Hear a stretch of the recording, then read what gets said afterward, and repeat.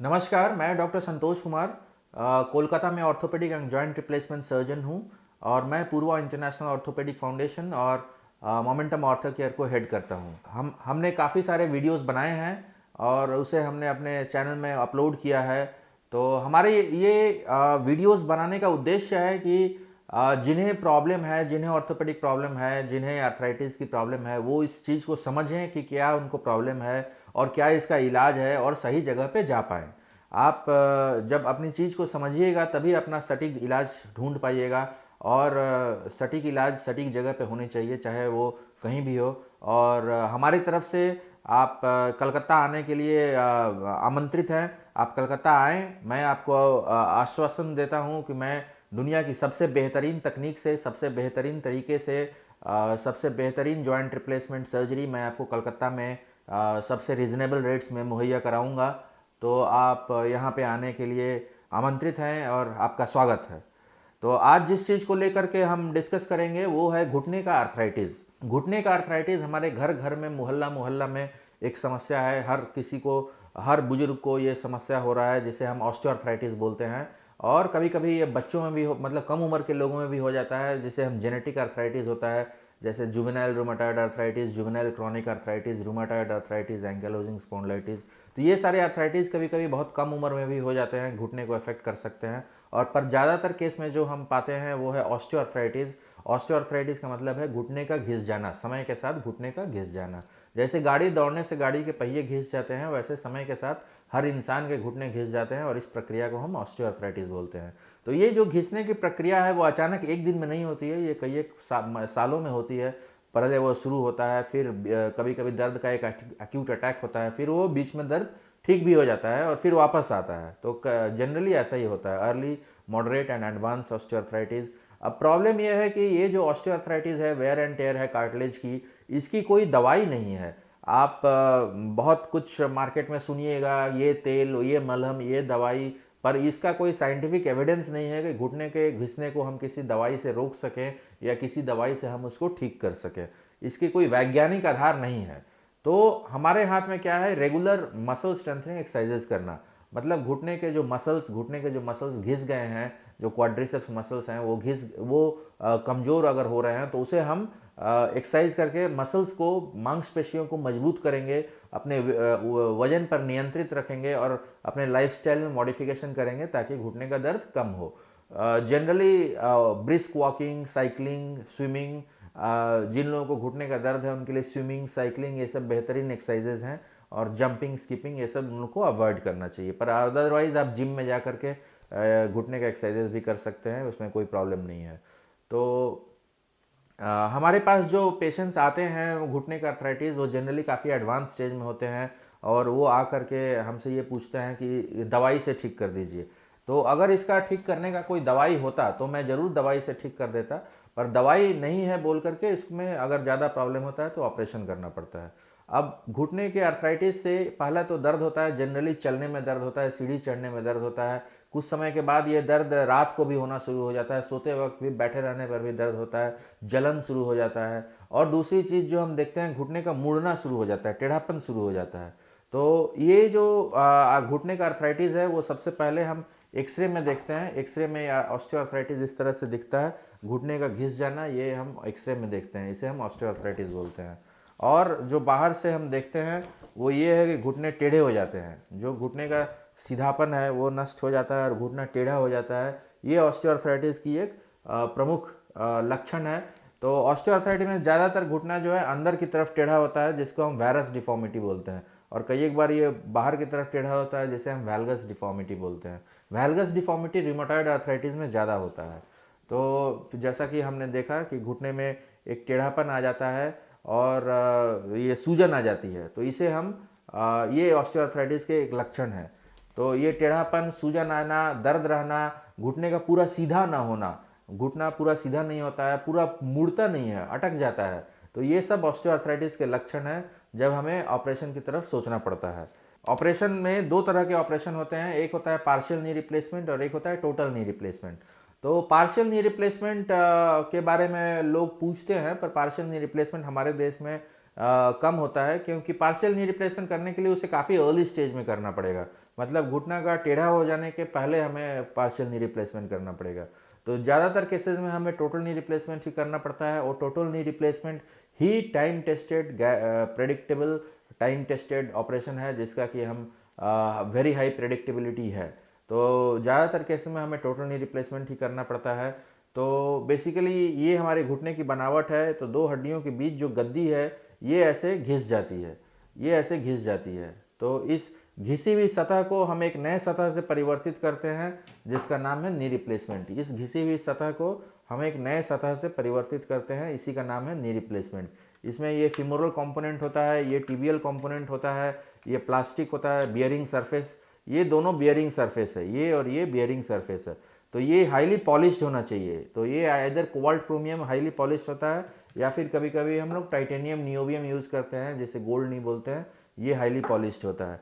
और इसके बीच में ये ग्लाइडिंग सरफेस होता है, जिससे जो अल्ट्रा हाई मॉलिक्यूलर पॉलीथिलीन से बना होता है। तो ये सारी चीज़ें जो हैं ये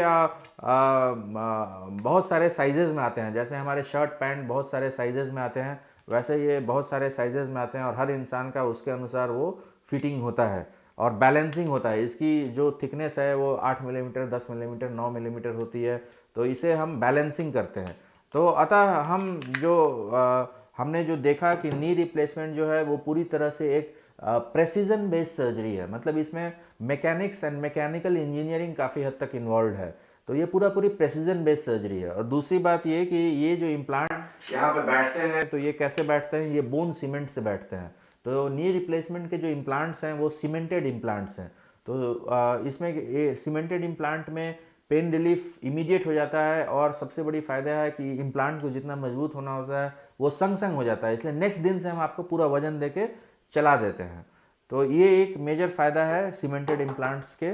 और नी रिप्लेसमेंट में सबसे ज़्यादा जो हमें जो क्वेश्चंस लोग पूछते हैं, जो मरीज़ पूछते हैं कि हमें कब ऑपरेशन करना चाहिए, तो हमें ये बात समझना पड़ेगा कि ऑपरेशन का उद्देश्य है पेनलेस एंड स्टेबल मूवमेंट को रिस्टोर करना। और ये तभी ज़रूरत है जब हम एक्टिव हैं। अतः जब ज़रूरत है तब इसको करना होगा। ऐसा इसका कोई उम्र नहीं है कि हमें 60 साल के बाद करना है, या हमें 50 साल से पहले नहीं करना है, या हम 75 साल के बाद नहीं कर सकते हैं। ऐसी कोई बातें नहीं है, जब ज़रूरत है तब करना है। कभी कभी ये आर्थराइटिस, रूमेटॉइड आर्थराइटिस या जुवेनाइल रूमेटॉइड आर्थराइटिस होता है, जिस केस में हमें बहुत कम उम्र में भी ऑपरेशन की ज़रूरत पड़ सकती है। तो इनफैक्ट सबसे कम उम्र में मैंने नी रिप्लेसमेंट किया है 27 साल की उम्र में, 29 साल की उम्र में, 31 साल की उम्र में, 33 साल की उम्र में। तो ये अगर ज़रूरत उस समय पड़ी तो भी हमें करना पड़ेगा, क्योंकि हमें देखना ये है कि हाँ, हमें जॉइंट रिप्लेसमेंट का जो उद्देश्य है दर्द रहित, व्यथा रहित मूवमेंट को, मतलब पेनलेस एंड स्टेबल मूवमेंट को बरकरार रखना इन प्रोडक्टिव ईयर्स ऑफ लाइफ। मतलब एक इंसान का जो प्रोडक्टिव ईयर्स है, जिसमें वो सबसे ज़्यादा काम कर सकता है, एक्टिव रहता है, घूम सकता है, वो है 30 से 60 साल। तो इस साल की उम्र में हमें, इस 30 से 60 साल या 30 से 65 साल की उम्र में हमें एकदम एक्टिव रहना पड़ेगा। तो हमें अगर उस समय में भी नी रिप्लेसमेंट की ज़रूरत पड़ी तो हमें निसंकोच करना पड़ेगा, क्योंकि हम अपने प्रेशस ईयर्स ऑफ लाइफ, जो हमारे सबसे कीमती समय है जीवन का, उसे हम व्यर्थ नहीं कर सकते हैं दर्द में, या फिर इनकैपेसिटेशन में नहीं चल फिर करके हम उसे व्यर्थ नहीं कर सकते हैं। तो हमें जब भी ज़रूरत पड़े उसको करना होगा। अब प्रश्न ये उठता है कि ये नी रिप्लेसमेंट अगर मान लीजिए हम किसी का 30 साल में करते हैं तो कितने साल चलेगा। तो ये नी रिप्लेसमेंट का जो इम्प्लांट है ये 25 से 30 साल चलेगा, पर उसमें हमें घबराने की कोई बात नहीं है, क्योंकि ये दूसरी बार भी किया जा सकता है। ये 25 से 30 साल में चलने के बाद ये दूसरी बार भी किया जा सकता है, जिसे हम रिवीजन नी रिप्लेसमेंट कहते हैं। दूसरी तीसरी बार भी किया जा सकता है, जिसे हम रिवीजन या रिवीजन नी रिप्लेसमेंट कहते हैं। तो ये हमें 20-30 साल के बाद भी चेंज किया जा सकता है। तो इसमें चिंता की कोई बात नहीं है। अब दूसरा ये है कि हम कितने उम्र तक कर सकते हैं। ऐसी भी कोई बात नहीं है। हमें ऑपरेशन से पहले सब कुछ देखना होगा कि उनके पूरे बॉडी का चेकअप हम करते हैं, ब्लड टेस्ट, ईसीजी, इकोकार्डियोग्राफी, हम देखते हैं कि वो पूरी तरह से फिट है कि नहीं ऑपरेशन के पहले, और अगर नहीं है तो हम उसे फिट करते हैं, ऑप्टिमाइज़ करते हैं, जैसे हम बोलते हैं ऑप्टिमाइजेशन फॉर सर्जरी। तो ये सारी चीज़ें का हम ख्याल रखते हैं। तो अगर कोई इंसान 80 साल 85 साल में फिट है ऑपरेशन के लिए, तो हमें ऑपरेशन करना चाहिए।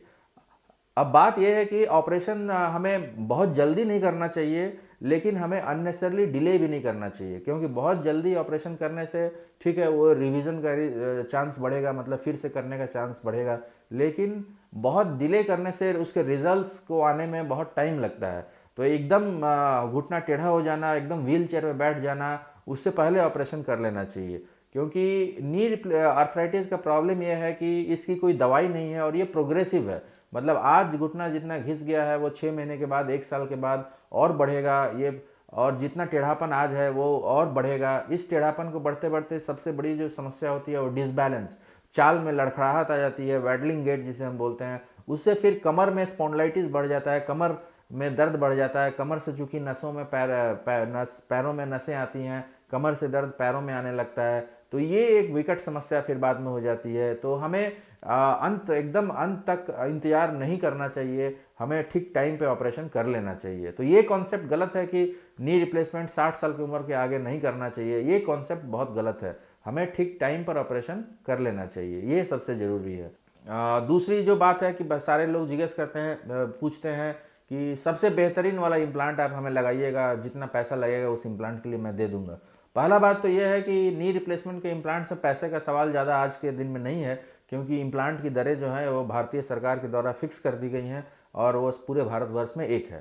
तो दूसरी बात यह है कि सबसे बेहतरीन इम्प्लांट बोल के कुछ नहीं है। रिजल्ट्स जो है नी रिप्लेसमेंट के, जो रिजल्ट्स हैं, कितना अच्छा से वो चलेगा, कितना दिन चलेगा, ये सब कुछ डिपेंड करता है कितने अच्छे से वो ऑपरेशन किया गया हो, कितने प्रेसिजन से वो ऑपरेशन कितना किया गया हो।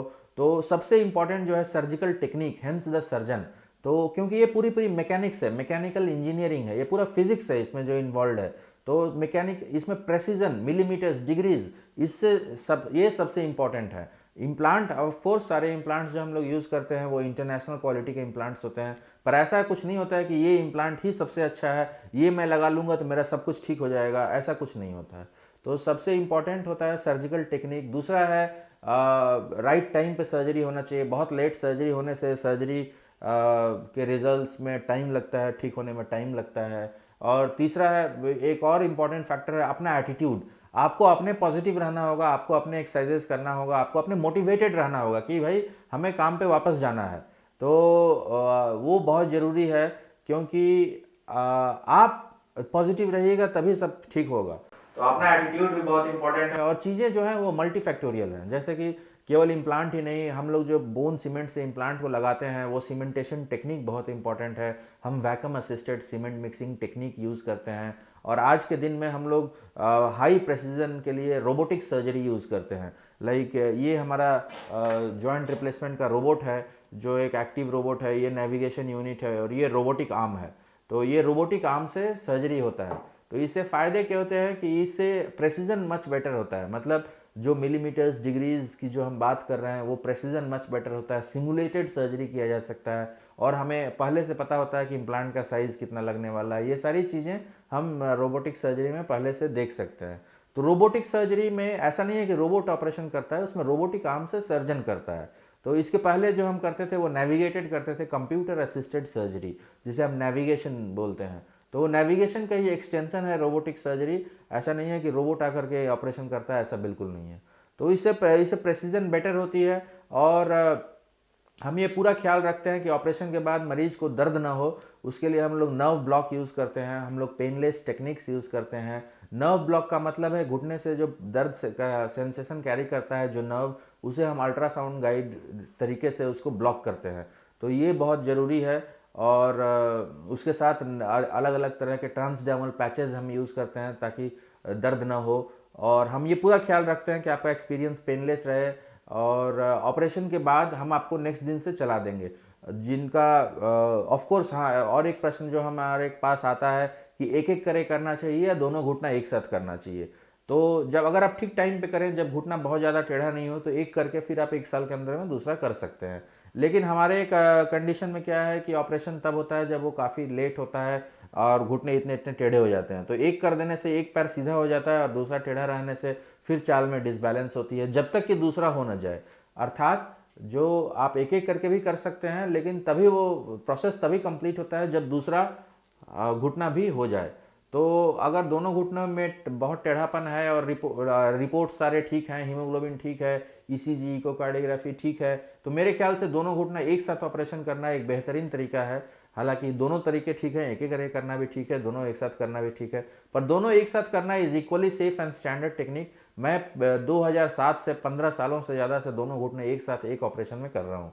और एक चीज़ जो लोग पूछते हैं कि एक करके फिर 4-5 दिन के बाद हम दूसरा क्यों नहीं कर लें, तो कहीं कहीं ये करते हैं, नो डाउट ये भी एक तरीका है, लेकिन मेरे ख्याल में 4-5 दिन के गैप देने से अच्छा है दोनों घुटना एक साथ एक ऑपरेशन में एक सीटिंग में करना। हमें एक ऑपरेशन करने में 20 से 25 मिनट लगते हैं, दोनों ऑपरेशन एक साथ करने में, दोनों घुटने का ऑपरेशन एक साथ करने में मैक्सिमम 1 घंटा लगता है। और दोनों घुटने का ऑपरेशन जब एक साथ होता है तो मेडिकली वो वन ऑपरेशन होता है। यद्यपि दो घुटने का ऑपरेशन हो रहा है पर मेडिकली वो वन ऑपरेशन है। और इससे क्या है कि रिकवरी साइमल्टेनियस होता है, हॉस्पिटल स्टे कमता है। और अगर हम 4-5 दिन के बाद या 5-7 दिन के बाद दूसरा के गैप में अगर दो घुटने करते हैं तो लगातार 2 बार ऑपरेशन, 2 बार एनेस्थीसिया, 2 बार सलाइन देना पड़ता है, 2 बार इंजेक्शन, उससे बॉडी को डबल स्ट्रेस पड़ता है। तो इस ये 5-7 दिन के गैप या 4-5 दिन के गैप देने से मच बेहतर है, काफ़ी बेहतर है दोनों घुटना एक साथ एक सिटिंग में करना। और ये बहुत ही स्टैंडर्ड प्रोसीजर है। हम आपको नेक्स्ट दिन से चला देंगे, एक करने से भी नेक्स्ट दिन से चला देंगे, दोनों घुटना एक साथ करने से भी नेक्स्ट दिन से चला देंगे। क्योंकि जो जैसा कि मैंने बोला, इम्प्लांट जो बैठता है वो एक सीमेंटेड इम्प्लांट होता है और उसको जितना मजबूत होना होता है संग संग हो जाता है, वो 10-15 मिनट में ही पूरा मजबूत हो जाता है। और घर जाते वक्त अगर एक घुटना होता है तो नॉर्मली हम लोग 3-4 दिन रखते हैं, दोनों घुटना अगर एक साथ होता है तो हम लोग 6-7 दिन रखते हैं या 5-6 दिन रखते हैं। घर जाते वक्त घर जा कर के आप खुद से चलना फिरना, वॉशरूम जाना, कमोड में बैठना, चेयर में बैठना, पकड़ के सीढ़ी चढ़ना उतरना, ये सारी चीज़ें आप कर पाइएगा। इसके बाद 1.5-2 महीना आपको एक्सरसाइजेस करने होंगे। एक्सरसाइजेस काफ़ी इंपॉर्टेंट हैं क्योंकि एक्सरसाइजेस से मसल स्ट्रेंथनिंग करना वो बहुत इंपॉर्टेंट होता है ऑपरेशन के बाद। और बीच बीच में आपको कूल पैक देना होगा, आइस कंप्रेस देना होगा, तो वो भी इम्पॉर्टेंट है। एक्सरसाइजेज बहुत इंपॉर्टेंट है। ये मैंने कुछ लोगों को कहते हुए सुना है कि वहाँ पर ऑपरेशन होता है तो उनको फिजियोथेरापी नहीं लगता है, ये बिल्कुल गलत बात है। अब एक्सरसाइजेज या व्यायाम को आप फिजियोथेरापी बोलें या व्यायाम बोलें, जैसे ही बोलें, पर वो व्यायाम बहुत इंपॉर्टेंट है, वो कोई मशीन से नहीं, वो खुद ब खुद होता है, आप खुद ब खुद कर सकते हैं। हम आपको वीडियो देंगे, हम आपको एक चार्ट देंगे, ये सारी चीज़ें देंगे, आप खुद ब खुद भी कर सकते हैं, पर वो काफ़ी इंपॉर्टेंट है। और नॉर्मली ऑपरेशन से 15-16 दिन के बाद स्टिचेस करते हैं। हालांकि हमारे पास स्टिचलेस सर्जरी भी है, अगर आप चाहें तो स्टिचलेस सर्जरी भी हम कर सकते हैं जिसमें सिलाई कटने की कोई ज़रूरत ही नहीं होती है। और तो नी रिप्लेसमेंट एक बहुत ही लाइफ चेंजिंग सर्जरी है, क्योंकि नी अर्थराइटिस की सबसे बड़ी जो समस्या है वो है डिसबैलेंस, मतलब गिरने का रिस्क। हमारे पास जितने लोग फ्रैक्चर नेक फीमर आते लेके आते हैं उनके सारे घुटने टेढ़े गए हो गए होते हैं, घुटने मुड़ गए होते हैं, इसी के कारण वो गिर गए होते हैं। तो ये डिसबैलेंस जो है ये एक प्रबल समस्या है नी आर्थराइटिस की। और नी रिप्लेसमेंट एक पेनलेस अनस्टेबल मूवमेंट रिस्टोर करता है और ये बहुत ज़रूरी है। और नी रिप्लेसमेंट एक लाइफ चेंजिंग सर्जरी है, बहुत ही प्रेडिक्टेबल और सक्सेसफुल सर्जरी है। ऑफ कोर्स इसका सक्सेस इस पर डिपेंड करता है कि टीम कितना फ्रीक्वेंटली उसे कर रहा है। जैसे हमारे टीम, हम लोग काफ़ी पूरी तरह से फोकस्ड हैं नी रिप्लेसमेंट और हिप रिप्लेसमेंट के ऊपर। हम लोग दिन में एवरेज 10 से 15 लोगों का नी रिप्लेसमेंट करते हैं और हमारे टीम और हमारा जो कोऑर्डिनेशन है उसकी वजह से रिजल्ट्स बहुत प्रेडिक्टेबल होते हैं। तो मेरा यही दरख्वास्त है, यही आग्रह है कि आप कहीं भी हो, आपको अगर नी अर्थराइटिस के कारण आप अगर परेशान हैं और बेहतरीन सर्जरी नी रिप्लेसमेंट का लाभ उठाना चाहते हैं, इंटरनेशनल क्लास सर्जरी का, तो आप हमारे पास कलकत्ता जरूर आए। हम आपको best safest and world's best safest most advanced and most predictable surgery देंगे। हमारे साथ बेहतरीन सर्जरी के साथ हमारे रोबोटिक आर्म से भी सर्जरी हम करते हैं, जो और भी एडवांस सिस्टम है। और आप चाहे जहाँ भी हो, जिस भी प्रांत में हो, भारत के जिस भी प्रांत में हो, आप जरूर कलकत्ता आएँ और इस सर्जरी का फ़ायदा उठाएं अगर आपको ज़रूरत है तो। धन्यवाद।